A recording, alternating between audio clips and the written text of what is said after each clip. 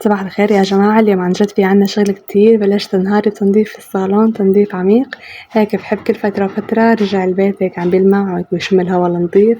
الصراحة وأنا عم نضف خطرت في بالي شغلة كتير شخصية حابة أحكيها معكم. مرقت فترة صعبة بحياتي، حسيت حالي كتير تعبانة. لهلأ لإلكم تفاصيل بكمال الفيديو، وبعدين رح نعمل أنا وياكم كيكة سنيكرز اقتصادية وسريعة بمكونات موجودة بكل بيت. استنوني لا تطلعوا من الفيديو. إذا بتحبوا هالنوع من الفيديوهات تعملولي تعليق ولايك واشتراك اللي ما مشترك بالقناة. بحبكم كتير. خبروني انتم من أي دولة عم تشوفوا الفيديو هلا، وبس يلا نبلش. هلا أول شي أنا حابة أعمله قبل ما أبدأ أي شي بشغل البيت، أخدته روتين يومي إني أفتح اليوتيوب وأكتب رقية الشيخ فهد القريني. كانت فعلا سبب تغيير حياتي، حسيت بفرق كبير وراحة وتنظيف. هلا أنا أول ما تزوجت لقيت سحر ببيتي. فقت أول يوم هيك صباحية عرسي عم أفتح باب الغزانة، لقيت سحر بقلب الغزانة. السحر هو كان عبارة عن كتلة طين وبقلبها دم ومثلك ريش دجاج وشعر هيك قصير. فأنا كنت صغيرة بهداك الوقت، مسكتها هيك وفرطت بين إيدي يعني. ومن وقتها ما شفت الخير بحياتي، تعب، إرهاق، وجع راس، تفكير، هم، أي شي أنا عايشته بأي تفصيلة صغيرة بحياتي حس هيك بخنقة وحس حالي دائما خايفة. مع إنه كان يعني كانوا أهلي محدي، بابا وماما وإخواتي كلياتهم. كنت لساتني ما مسافرة بهي الفترة، وأي شي أعيشه ما أحس حالي مبسوطة أبدا أبدا أبدا. وقت تصير الدنيا ليل بعد الساعة بعد أذان العشاء بعد الساعة 9 10 تقريبا، كنت تشوف أشياء هيك، أتخيل إن هيك حدا مرق، حدا واقف عن باب الغرفة. فكنت كتير كتير انزعج. ومع داكن هي وقت أنا أجي لنام، وقت أنا أجي لنام هي لحالها هيك يعني حياة تانية. يعني أول ما أغفل كنت أشوف كوابيس، أشوف أحلام كتير مزعجة، أكتر شي فيران. أشوف حالي أنا علقانة بقلب سيارة والأسد هيك عم يهجم علي وعلى أهلي على عيلتي. أكتر شي علي يا أسد يا نمر. أشوف حياة كتير بمنامي، أكتر شي يعني أشوف الحياة والأسد والنمر والفيران هيك عم ينطوا علي، هيك عم يجوا على وشي يعني. ففي هيك وكتير كتير كتير كتير اتضايق، في أنا مرعوبة مرعوبة كتير يعني. وما كان في هيك وفق بيني وبين زوجي، ما كنا متوافقين، فهمتوا علي؟ فهي هذا الشي كتير أثر على حياتنا، حتى يعني رزقتنا قلت. يعني شو بدي أقولكم. فالحمد لله بهديك الأيام كنت أنا مثابرة على الصلاة على القرآن الكريم. فالحمد لله يعني كي يعني قراءة القرآن هيك والصلاة كانت تريحني. بنفس الوقت أنا كنت كتير يعني اتضايق. يعني فترة اللي أقرأ فيها قرآن ارتاح، فبعد ما أخلص قراءة قرآن أرجع أحس بنفس الشعور. أرجع هيك أشوف أشياء هيك ببيتي، حدا مرق هيك خيال أسود ضخم مرق قدامي. يعني وأنا عم أقرأ قرآن بغرفتي ما حدا يفوت لعندي يعني تخيلوا. فطلع هيك عن برا على الصالون، حس هيك حدا مرق بسرعة.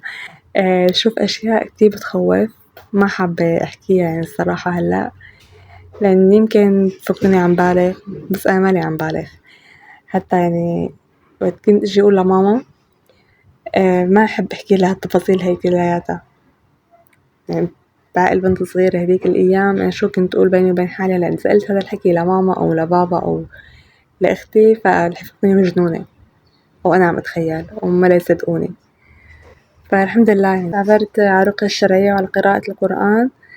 وهلا وقت صرت بتركيا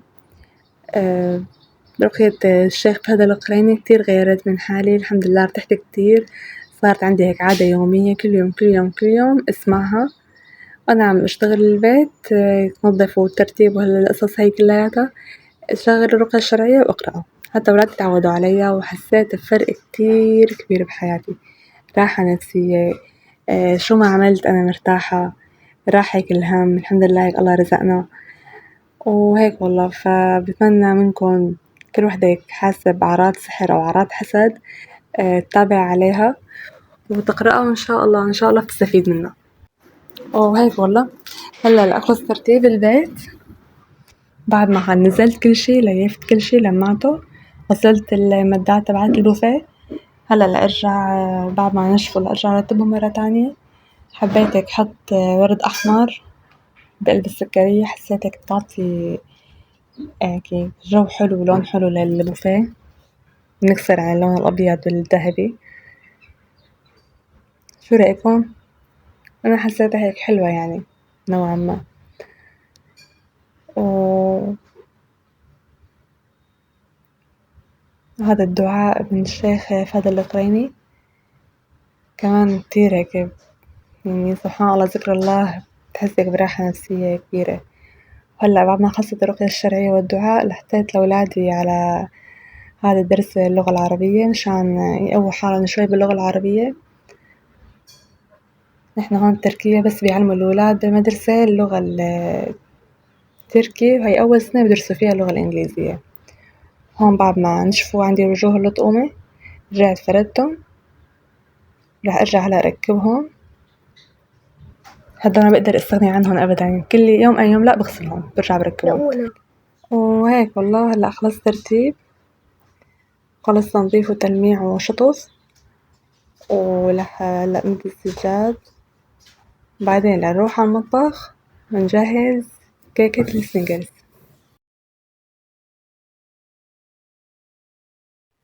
وهلا هيك خلصنا الحمد لله، ويلا على المطبخ. هلا أول شي بدي أحط كاسة حليب، بعدها رح بحط عصرة ليمونة تقريبا معلقة صغيرة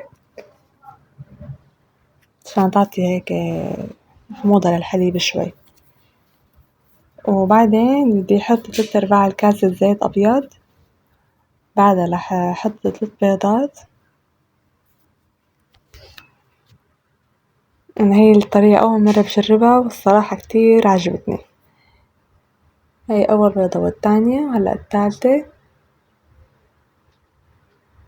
بعدين بدي أضيف كاسة سكر ناقصة شوي لأن بدي أعمل أنا صوص الكراميل، فصوص الكراميل رح يكون كتير حلو، بده ياكل كمان معي كاسة سكر، فحبيت خفف كمية السكر بالخليط. هلأ لأحط ظرف فانيليا لأخفقهم كتير منيح لحتى عندي القوام يفتح يصير هيك رغوي شوي، يعني تقريبا بياكل مني 5 دقايق حتى هيك يصير عندي شوي القوام مائل للأبيض. رح أضيف عليه كاسة طحين، كاسة ونص طحين عفوا، مع ظرف بيكنج باودر ورشة ملح. هلا رح ندخلهم كلياتهم. بعدين بدي أحط 3 معالق كبار كاكاو، هي وحدة وهي تنتين وهي الثالثة.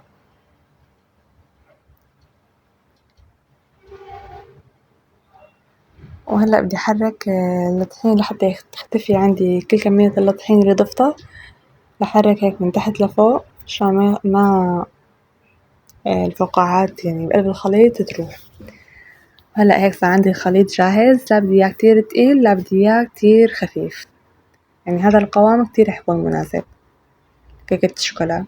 بعدين أنا رح أكون مشغلة الفرن من فوق ومن تحت على درجة حرارة 180، رح ياكل معي بالفرن وقت 20 دقيقة بالضبط. رح أدهن هذا الصحن البايركس عندي قياس كبير بالزبدة، أدهنه كتير منيح عشان ما يعلق عندي الكيك، عشان وقت أنا أجي أقطع الكيك تطلع معي الكيكة بسهولة ما تعلق بثقل. هلا لنضيف الخليط وهيك خلصنا على الفرن.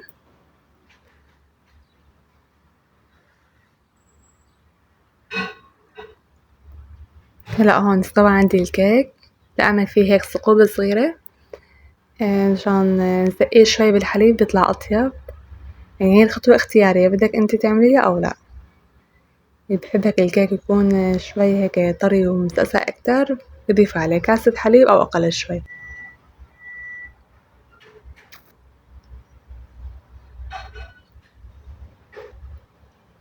هلا لأترك الكيك بالبراد حتى يبرد شوي ويتشرب الحليب كامل. بعدين بدي أروح أعمل الصوص. بدي كاسة سكر على نار هادية، يعني تقريبا تكون هيك شمعة، ما بدي يكون كتير النار قوية مشان السكر عندي ما يحترق. تمام، حرك على مهلي مشان السكر يذوب عندي.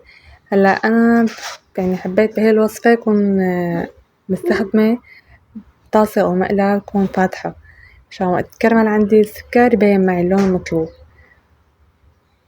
أنا هيك لقيت يعني إنه هلا هذا اللون بيغدرك. عندي هيك لون باين بني غامق، بس هو كان الحقيقة بني فاتح ما كان بني غامق.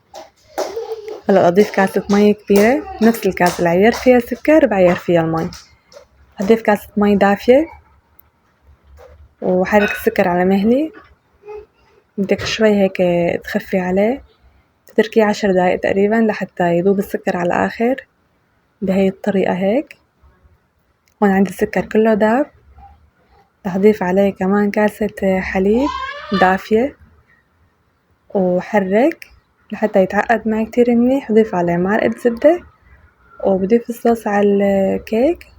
بعدها طبقة شوكولا، أنا مذوبة الشوكولا وحاطة كمان بقلبها فستق سوداني.